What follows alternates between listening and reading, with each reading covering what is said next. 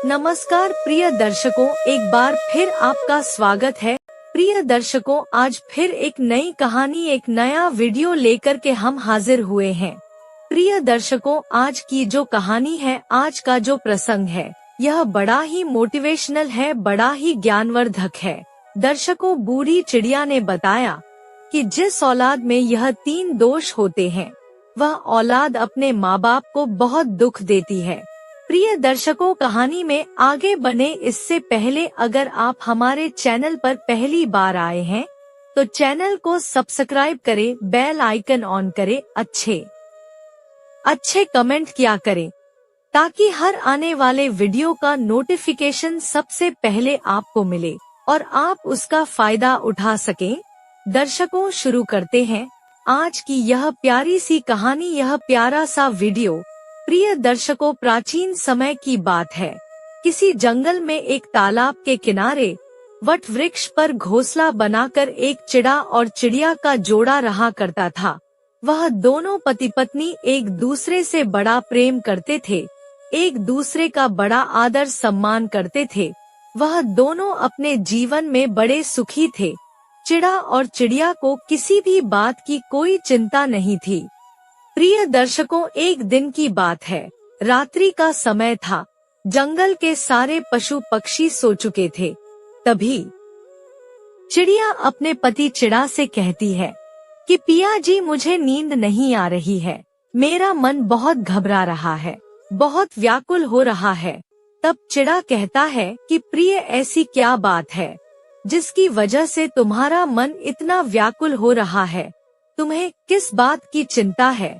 प्रिय दर्शकों, चिड़िया कहती है कि पिया जी, मैं यह तो नहीं जानती कि मुझे क्यों भारी सा लग रहा है, परंतु मेरे हृदय में अजीब सी बेचैनी हो रही है। तब चिड़ा कहता है कि प्रिय, मैं तुम्हें एक बहुत ही अच्छी कहानी सुनाता हूँ। इस कहानी को सुनने के बाद तुम्हारे मन को कुछ अच्छा लगेगा, तुम्हें शांति मिलेगी। चिड़िया कहती है कि पिया जी, मैं बड़ी खुशनसीब हूँ जो मुझे आपके जैसा साथी मिला है, आपके जैसा पति परमेश्वर मिला है। आपकी कहानी सुने बिना मेरा दिन नहीं बनता है। आपकी कहानी सुन लेती हूँ तो मुझे बड़ी शांति मिलती है। आप अपनी कहानी प्रारंभ करिए, मैं पूरे दिल से और पूरे मन लगा करके आपकी कहानी सुनूंगी। प्रिय दर्शकों, अब तो चिड़ा अपनी कहानी शुरू करता है और कहता है कि प्रिय, कुछ समय पहले की बात है।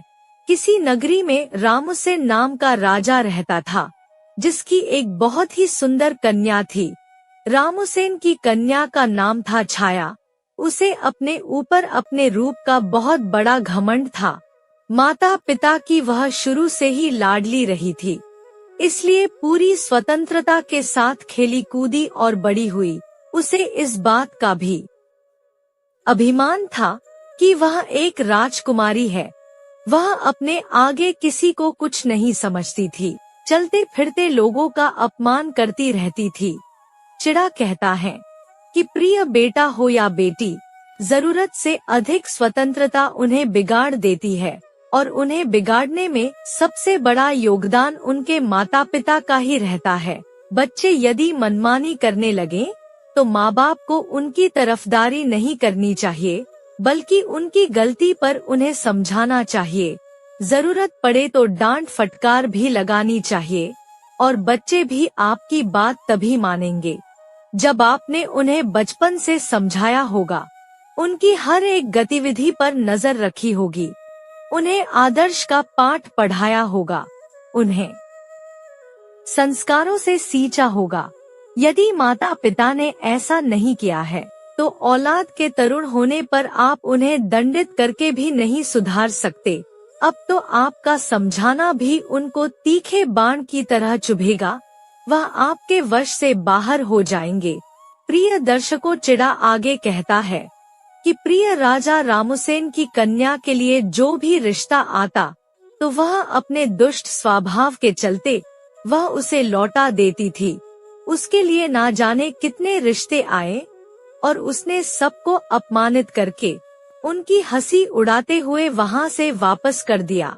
राजा भी बेटी की इन हरकतों से बहुत परेशान हो चुका था। एक दिन राजा ने बेटी छाया के लिए अपने राज्य में एक स्वयंवर का आयोजन किया। कई जगह के राजकुमार, राजा महाराजा स्वयंवर में भाग लेने के लिए आए। सारे राजा महाराजा आकर अपने अपने आसन पर बैठ गए। उधर राजकुमारी छाया हाथ में माला लेकर अपनी सहेलियों के साथ राज दरबार में पधारी। छाया अपनी सुंदरता के घमंड में भरी हुई थी। सभी राजकुमारों को गौर से देखती हुई आगे को बढ़ने लगी। वह जिस भी राजकुमार के सामने पहुंचती थी, उसी की किसी न किसी बात पर खिल्ली उड़ाती और आगे बढ़ जाती। सभा के बीच राजकुमारी की बातों से अपमानित होकर वह राजकुमार राजसभा से उठकर चले जाते। प्रिय दर्शकों, चिड़ा आगे अपनी पत्नी चिड़िया से कहता है कि प्रिय, इसी तरह राजकुमारी एक मोटे से राजकुमार के सामने पहुंची। वह उस मोटे राजकुमार की हंसी उड़ाती हुई अपनी सहेलियों से बोली, हे सहेली, देखो तो इन महाशय को, इनका शरीर कैसा लग रहा है, जैसे किसी ने आटे का बोरा रख दिया हो। उसके शरीर की बनावट पर वह काफी देर तक हंसती रही। वह राजकुमार राजकुमारी की बातों से लज्जित होकर दरबार से चला गया। इसी तरह राजकुमारी फिर अगले राजकुमार के पास पहुंच गई। वह राजकुमार देखने में कुछ लंबा था। राजकुमारी छाया ने अपने कटु शब्दों से उसे भी खूब अपमानित किया। कहने लगी, देखो सहेली, ये तो कोई खंबा मालूम पड़ता है। इसे तो किसी चौराहे पर खड़ा करके इसके ऊपर मशाल जलानी चाहिए। राजकुमारी के अपशब्दों से पीड़ित होकर वह भी मुंह बनाता हुआ वहां से चला गया। प्रिय दर्शकों, कोई राजा ज्यादा उम्र का था तो राजकुमारी उसे बूढ़ा कहकर चिढ़ाती। कोई गोरा होता तो राजकुमारी उसे सफेद खरगोश कहकर बुलाती, उसका खूब मजाक उड़ाती। एक राजकुमार की तो काफी बड़ी दाढ़ी थी। उसे देखकर राजकुमारी ठहाके मारकर हंसती हुई बोली, सहेली, हमारे पिता ने तो स्वयंवर में लंबी दाढ़ी वाले बकरों को भी बुला लिया है। इससे तो मेरी जूती भी विवाह ना करे। प्रिय दर्शकों, राजकुमारी उसके रंग रूप और दाढ़ी की खूब खिल्ली उड़ाती रही, परंतु उस दाढ़ी वाले राजकुमार ने राजकुमारी के उपहास का तनिक भी बुरा नहीं माना, क्योंकि वह राजकुमारी को अपना दिल दे बैठा था। वह भी दरबार से उठकर चला गया। प्रिय दर्शकों, चिड़ा यह कहानी अपनी पत्नी चिड़िया को सुना रहा है और चिड़िया बड़े ध्यान से और मन लगा करके सुन रही है। चिड़ा आगे कहता है कि प्रिय, अब तो एक एक करके राजकुमारी ने सारे राजकुमारों को बेइज्जत करके ना पसंद कर दिया। यह बात छाया के पिता रामसेन को बहुत बुरी लगी। राजा साहब सोचने लगे, इस लड़की ने तो हमारे दरबार में आए हुए हमारे सारे मेहमानों को बेइज्जत किया है। इस लड़की को इसकी दुष्टता का दंड अवश्य मिलेगा। गुस्से में राजा ने भरे दरबार में यह घोषणा कर दी कि भाइयों, मैं अपनी बेटी की ऐसी हरकत के लिए आप सबसे क्षमा मांगता हूँ, पर आज मैं सबके सामने ये घोषणा करता हूँ कि इस कन्या का विवाह अब मैं किसी राजकुमार से ना करके किसी भिखारी के साथ करूँगा, जो रोज भीख मांग कर ही अपना पेट पालता होगा। उसके साथ रहकर यह भी भीख मांग कर खाएगी, तो इसे अपनी करनी पर पछतावा जरूर होगा। राजा की ऐसी घोषणा सुनकर दरबार में बैठे सभी राजकुमारों ने राजा की बहुत प्रशंसा करी। सभी कहने लगे कि राजा साहब, ऐसी असभ्य असंस्कारी कन्या के साथ ऐसा ही होना चाहिए। इतना कहकर वह सब राजकुमार राजा के दरबार से उठकर चले गए। अभी स्वयंवर सभा में कुछ मेहमान लोग उपस्थित थे। तभी वहां से एक भजन गाता हुआ भिखारी गुजरा। भिखारी की आवाज सुनकर राजा ने अपने नौकरों को भेजकर उस भिखारी को अपने दरबार में बुला लिया। उस भिखारी की बहुत ही दयनीय दशा थी। मैले कुचैले फटे पुराने वस्त्र पहने था, लंबी सी दाढ़ी थी। भिखारी राजा के सामने जाकर खड़ा हो गया और अपनी मधुर आवाज में कुछ गीत गुनगुनाने लगा। भिखारी का मधुर गीत सुनकर राजा बहुत प्रसन्न हुआ। प्रसन्न होकर राजा ने भिखारी से कहा, हम तुम्हें इनाम के रूप में अपनी बेटी सौंप रहे हैं। आज से यह तुम्हारी पत्नी है, तुम इसे अपने साथ ले जाओ और जैसे भी रूखा सूखा बन पड़े स्वयं खाना और इसको भी खिलाना। प्रिय दर्शकों, अपने पिता रामसेन का ऐसा कठोर निर्णय सुनकर छाया बहुत दुखी थी कि उसके पिता ने यह क्या कर डाला। पहले तो उसने भिखारी के साथ जाने से साफ इनकार किया, पर राजा का ऐसा ही आदेश था, इसलिए उसे विवश होकर भिखारी के साथ जाना पड़ा। राजा ने कहा, बेटी, तुमने किसी राजघराने में जाने का अधिकार पूरी तरह से खो दिया है। अब आज से ये भिखारी ही तुम्हारा पति है, इसी के साथ तुम्हें अपना जीवन बिताना पड़ेगा। अगर तुमने इसे धोखा दिया या इसका साथ छोड़ा तो तुम्हें मृत्यु दंड भी दिया जा सकता है। प्रिय दर्शकों, राजा ने छाया का विवाह उस भिखारी से कराने के बाद उसे अपने घर से विदा कर दिया। छाया रोती चिल्लाती छाती पीटती हुई भिखारी के साथ चली गई। भिखारी उसे लेकर खुशी खुशी एक दूसरे शहर में पहुंच गया। दूसरे शहर में पहुंचकर राजकुमारी ने देखा कि एक बहुत बड़ा और सुंदर खेत है। छाया ने उस भिखारी से पूछा कि यह खेत किसका है, तो भिखारी ने जवाब दिया कि हे राजकुमारी, मैंने ऐसा सुना है कि यह खेत उसी दाढ़ी वाले राजकुमार का है जिसे तुमने अपने स्वयंवर में दाढ़ी वाला बकरा कहकर अपमानित किया था। पर आपका दुर्भाग्य देखिए, बदकिस्मती से मैं भी आपको उसी दाढ़ी वाले की तरह लंबी दाढ़ी वाला मिला हूँ। अगर तुम उस दाढ़ी वाले से विवाह कर लेती तो आज इस खेत की तुम स्वयं मालकिन होती, पर अब पछताने से कोई फायदा नहीं है। अब तो तुम्हें मुझ जैसे भिखारी के साथ ही जिंदगी भर रहना है। प्रिय दर्शकों, फिर कुछ दूर आगे चलने पर राजकुमारी छाया को सुंदर फल फूलों से लदा हुआ एक बाग दिखाई दिया। छाया ने कहा, थोड़ी देर इस बाग में ठहर कर विश्राम कर लेते हैं। यह बाग किसका है? बड़ा ही सुंदर है। भिखारी ने उत्तर दिया, राजकुमारी जी, यह बाग भी उसी दाढ़ी वाले बकरे का है जिसका तुमने अपमान किया था, इसलिए अतिशीघ्र विश्राम करके यहाँ से निकल चलो, वरना वो दाढ़ी वाले राजकुमार को पता चल गया तो वह हमें अपमानित करके भगा देगा। सोचो, अगर तुम उससे विवाह कर लेती तो यह बाग भी तुम्हारा होता और मुझ भिखारी के साथ तुम्हें नहीं आना पड़ता, पर तुम्हारा घमंड ही तुम्हें यहाँ ले आया है। प्रिय दर्शकों, इस प्रकार वह बातें करते हुए आगे को बढ़ते चले गए। कुछ दूर आगे जाने पर वह एक बहुत सुंदर शहर में पहुँचे। ऐसा लग रहा था जैसे वह शहर किसी राजा की राजधानी हो। छाया ने पूछा, यह शहर किस राजा का है? भिखारी ने उत्तर दिया, हे प्रिय, यह शहर मेरी नजर से तो एक राजा का है, पर आपकी नजर से तो यह शहर उसी दाढ़ी वाले बकरे का है जिसे तुमने भरी सभा में बेइज्जत किया था।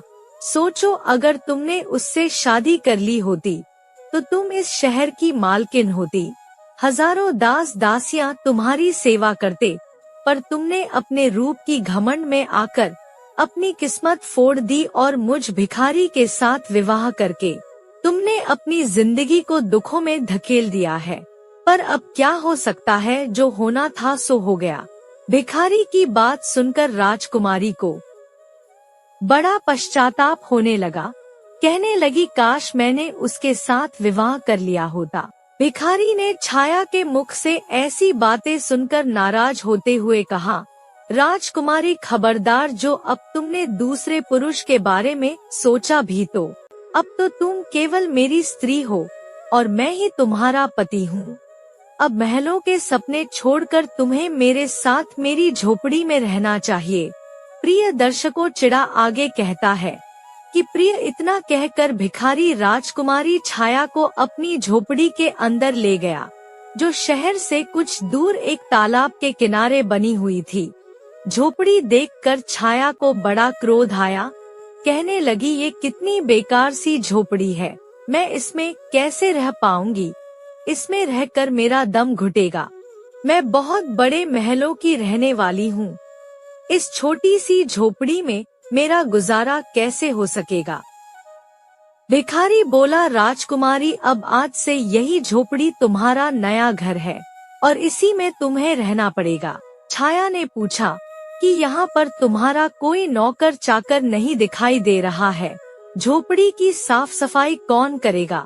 भिखारी ने कहा, है राजकुमारी, यह तुम क्या कह रही हो, मैं कोई राजा नहीं हूँ, ना कोई राजा का बड़ा अधिकारी या कर्मचारी हूँ जो मेरे पास नौकर चाकर होंगे। मैं तो खुद एक भिखारी हूँ, मैं तो नौकरों से भी बहुत गया गुजरा हूँ। झोपड़ी का सारा काम अब तुम्हें और मुझे ही करना है।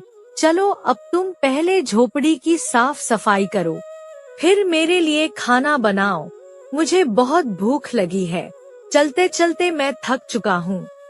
प्रिय दर्शकों, छाया भला खाना बनाना तो जानती ही नहीं थी, इसलिए भिखारी और राजकुमारी ने मिलकर उल्टा सीधा खाना बनाया और खाकर दोनों सो गए। दूसरे दिन भिखारी ने राजकुमारी को जगाया और घर का सारा काम करने को कहा। राजकुमारी पूरे दिन काम करती रही और भिखारी की डांट फटकार सुनती रही। 2-4 दिन इसी तरह बीत गए। घर में जो कुछ खाने को था वह भी खत्म हो गया। भिखारी बोला, प्रिय, अब खाने को तो कुछ बचा नहीं, जो कुछ मैं मांग कर रख गया था वह सब खत्म हो चुका है। आगे की जीविका चलाने के लिए हमें कुछ काम करना पड़ेगा। एक काम करो, मैं जंगल से कुछ लकड़ियाँ काट के लाता हूँ, तुम उनसे टोकरियाँ बुन लेना। टोकरियों को बाजार में बेचकर हम राशन खरीद लेंगे। अब तो भिखारी जंगल में गया और कुछ लकड़ियाँ काट लाया। छाया ने उन लकड़ियों से टोकरी बुनना शुरू कर दिया। इससे पहले उसने कभी इस तरह का काम नहीं किया था। टोकरियां बुनते बुनते उसके हाथ बुरी तरह से जख्मी हो चुके थे, उसकी उंगलियों से रक्त बहने लगा। भिखारी ने कहा, छाया, मुझे लगता है कि यह काम तुमसे नहीं होगा। मैं यह टोकरियां बाजार में बेचकर बाजार से सूत ले आऊंगा, तुम उससे कपड़े बुनती रहना। प्रिय दर्शकों, चिड़ा आगे कहता है कि प्रिय, अब तो भिखारी ने छाया को सूत लाकर दे दिया। राजकुमारी से कपड़े बुनने का काम भी नहीं हो पाया। भिखारी ने फिर कहा, अरे तुमसे तो यह काम भी नहीं हुआ, तुम तो बड़ी बेकार हो, तुमसे कोई काम ठीक से हो ही नहीं रहा है। सोचो, अगर तुम करोगी नहीं तो मैं तुम्हें क्या खिलाऊंगा, तुमसे शादी करके तो मैं बर्बाद हो गया। भिखारी की डांट फटकार सुनकर राजकुमारी रोने लगी। अब तो भिखारी को उस पर कुछ तरस आया। उसने कहा, देखो, परेशान मत हो, मैं तुम्हें बने बनाए मिट्टी के बर्तन लाकर देता हूँ, तुम उन्हें बाजार में बेच कर आना। राजकुमारी ने आश्चर्य से कहा, मैं बर्तन बाजार में बेचने जाऊंगी, अगर मुझे किसी ने बर्तन बेचते देखकर पहचान लिया तो वह मेरी बहुत हंसी उड़ाएंगे, मुझे बहुत शर्म आएगी। भिखारी बोला, काहे की शर्म, अब तुम रानी नहीं हो, तुम एक भिखारी की पत्नी हो। शर्म तो तुम्हें तब लगती जब तुम उस दाढ़ी वाले की पत्नी होती और वह तुमसे बाजार में बर्तन बिकवाता। अब अगर शर्म ही आती है तो फिर भूखी मरो। प्रिय दर्शकों, मजबूर होकर राजकुमारी बाजार में बर्तन बेचने चली गई। एक सड़क किनारे बर्तन रख कर बैठ जाती है और दिन भर बर्तन बेचती रहती है। धीरे धीरे उसके बर्तन खूब बिकने लगे। कुछ सज्जन लोग जब एक खूबसूरत लड़की को बाजार में बर्तन बेचते देखते तो दयावश उससे कुछ ना कुछ बर्तन खरीद ले जाते थे। भिखारी उसे बर्तन लाकर देता रहता था। एक दिन की बात है, जब राजकुमारी छाया सड़क पर बैठी बर्तन बेच रही थी, तभी वहाँ एक हट्टा कट्टा सिपाही आता है और उसने लात मारकर उसके सारे बर्तन इधर उधर फैला दिए और बोला, खबरदार, जो रास्ता घेर कर बर्तन लगाए तो। उसके कुछ बर्तन टूट भी गए थे। राजकुमारी को बड़ा दुख हुआ, उसने सारी बात झोपड़ी में आकर भिखारी को बताई कि आज एक राजा के सिपाही ने उसके बर्तन लात मार कर फोड़ डाले। भिखारी ने कहा, तुम बिल्कुल पागल हो, अगर तुम बीच रास्ता घेर कर दुकान लगाओगी तो सिपाही तो बर्तन फोड़ेगा ही। तुम्हारी वजह से राहगीरों को वहाँ से निकलने में तकलीफ हो रही होगी। अब तुमसे यह भी काम ठीक से नहीं होगा। तुम्हें कोई काम बताओ तो तुमसे ठीक से होता ही नहीं है। अब मैं जा रहा हूँ और तुम्हारे लिए कोई और काम तलाश कर आऊंगा। भिखारी गया और राजा के एक बड़े अधिकारी के यहाँ रसोइये का काम तलाश आया और छाया से कहा कि मैंने तुम्हारे काम की व्यवस्था कर दी है। कल से तुम राज्य कर्मचारी की रसोई में जाया करोगी और वहाँ के रसोइये के साथ मिलकर खाना बनाना है। वहाँ से हमें खाने के लिए अच्छा अच्छा भोजन भी मिलता रहेगा। प्रिय दर्शकों, इस प्रकार वह घमंडी राजकुमारी रसोइये की मददगार बनके काम करने लगी। वह सुबह से शाम तक रसोइये के साथ मिलकर काम करती और रात को बचा हुआ खाना अपने घर ले आती। इस तरह दोनों की जिंदगी अब कुछ सुकून से कटने लगी। एक दिन की बात है, छाया रसोई में काम कर रही थी। तभी उसने खिड़की से झांक कर देखा तो वहाँ राजा के महल में कुछ उत्सव होने वाला था। पूरा राजमहल सजाया हुआ था। बड़े बड़े मेहमान आ रहे थे। नौकर चाकर उनका स्वागत कर रहे थे। महल में बड़ी धूमधाम थी। राजकुमारी वह सब देखकर अपनी किस्मत को कोस रही थी। अपनी किस्मत पर आंसू बहा रही थी कि काश मैं भी इतनी उद्दंड नहीं होती तो मुझे ये दिन देखने को नहीं मिलता। वह वहाँ खड़ी खड़ी सोच रही थी। तभी वहाँ दो दासियां आती हैं और कुछ खाने का सामान उसकी टोकरी में रखकर चली जाती हैं। राजकुमारी टोकरी को लेकर अपने घर को लौटने लगी। अभी वह दरवाजे से निकली ही थी, तभी सामने से एक राजसी पोशाक पहने एक पुरुष ने आकर उसे रोक लिया। देखने में वह वहाँ का राजा मालूम पड़ रहा था। राजकुमारी ने जब उसके चेहरे को देखा तो वह डर के मारे कांपने लगी, क्योंकि वह राजा वही दाढ़ी वाला था जिसको छाया ने अपने यहाँ दाढ़ी वाला बकरा कहकर अपमानित किया था। राजा ने राजकुमारी से कुछ नहीं कहा, बल्कि वह उसे उसका हाथ पकड़कर प्रांगण में लेकर पहुँचा, जहाँ तमाम मेहमान लोग बैठे हुए थे। वहाँ की भव्यता को देखकर घबराहट में राजकुमारी के हाथ पैर कांपने लगे। उसके हाथ से टोकरी छूटकर जमीन पर गिर पड़ी। टोकरी में रखा हुआ खाना जमीन पर गिरकर इधर उधर बिखर गया। राजकुमारी बहुत उदास हो गई। दरबार में बैठे हुए मेहमान यह देखकर जोर जोर से हंस पड़े। अपने ऊपर सबको हंसता देखकर छाया आत्मग्लानि से मरी जा रही थी। उसे ऐसा लग रहा था कि अभी धरती फट जाए और मैं उसमें समा जाऊं। उसने राजा से अपना हाथ छुड़ाया और वहां से भाग जाना चाहती थी। राजा ने उसे रोकते हुए कहा, राजकुमारी घबराओ मत, तुम्हारे साथ कोई अभद्रता का व्यवहार नहीं होगा, बल्कि तुम्हें मैं यहाँ सम्मानित करने के लिए लाया हूँ। मैं वही तुम्हारा भिखारी पति हूँ जो तुम्हारे साथ झोपड़ी में रहता था, और मैं वही सिपाही हूँ जिसने तुम्हारे बर्तन फोड़े थे। मैं ही यहाँ का राजा हूँ और वही दाढ़ी वाला बकरा हूँ।